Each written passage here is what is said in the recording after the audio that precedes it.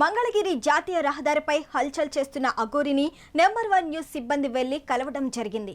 రోడ్డుపై భీష్మించు కూర్చున్న అఘోరికి వాటర్ తాగించి శాలువా కప్పే ప్రయత్నం చేశారు.